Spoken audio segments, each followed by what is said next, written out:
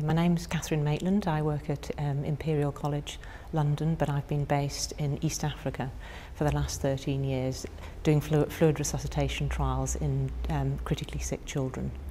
The reason why we chose to look at this is, whilst this is a very commonly given intervention in emergency rooms in Europe and across the world, it was largely not being used in Africa. So the idea was that children who come in who are very critically sick, they have signs of shock, that actually by correcting that shock we were hoping to save lives.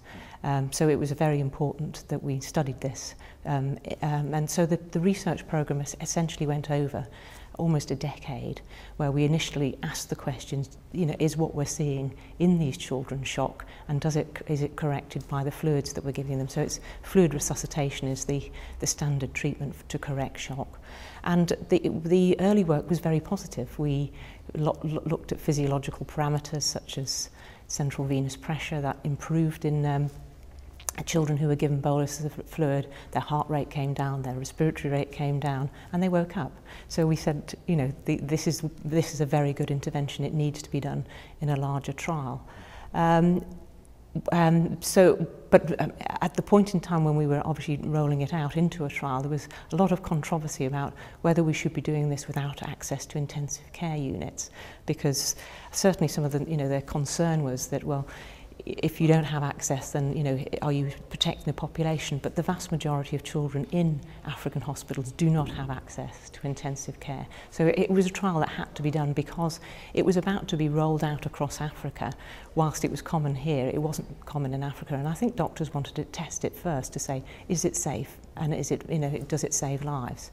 So we did a 3,000 patient trial where 2 arms received either saline, which is a very cheap solution, or albumin, because our previous work had shown that albumin was much the better solution in these children. And then there's a control group who didn't receive fluid boluses. And after 2 years, and we'd just enrolled over 3,000 patients, the data monitoring committee asked us to stop the trial, and they said because fluid boluses cannot be of any benefit. And that was a huge surprise to us, because as part of doing a GCP trial, we had obviously ensured that we'd put in a lot of checks after children were given fluid boluses to ensure that we were really looking for the adverse events of fluid, such as pulmonary edema, brain swelling, and we simply weren't seeing those. So the number of reports, even although the doctors were checking for this every single time they reviewed the patient, that the reports weren't coming in. So it was very confusing to us. And in fact, actually, what the real result of the trial is that fluid boluses were harmful. They caused the mortality in the fluid bolus arms was 10%, whereas in the children who didn't receive a fluid bolus at admission, it was only 7%. And that was a huge shock. We'd originally seen the shock got better in these children, but what has sort of turned out with subsequent analysis is that although shock reversal was much better in children who received boluses, that did not protect them from going on to die. And the excess of deaths was caused by cardiovascular events. So they essentially went back into lethal shock. So although shock correction appeared to be the right thing, and the doctors all stood up and said, yes, we saw children getting better with boluses, by doing a huge trial, and they couldn't understand the mortality between the arms, this was the result.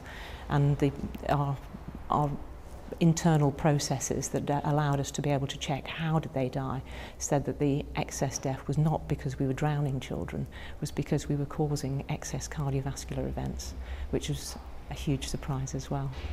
So going forward with this, obviously we feel that sort of certainly guidelines in Africa need to change.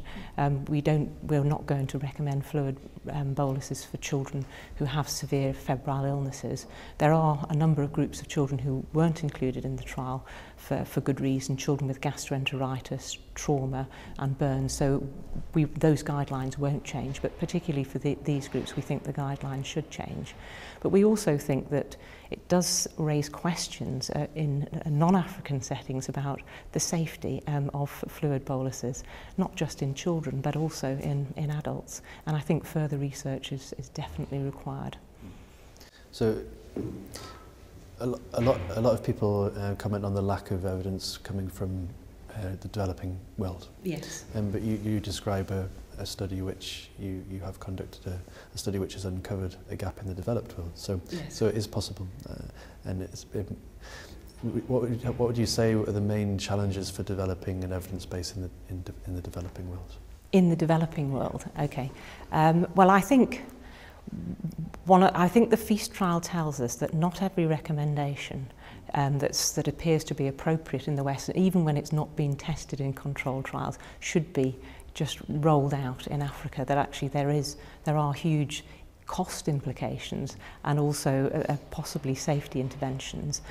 It does show that you can do high quality trials that really do help us understand how best to allocate the relatively scarce resources, and hopefully it gives confidence to people to say, yes, we can ask these difficult, potentially extremely ethically challenging questions, and we can do it in a very scientific manner and produce results that make a big difference to children's lives.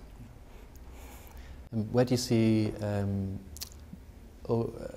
events such as Evidence Live fit into this sort of agenda? Well, it's very. I'm very flattered to be invited to this because a large amount of what's been discussed is what's relevant to the UK and to other developed countries.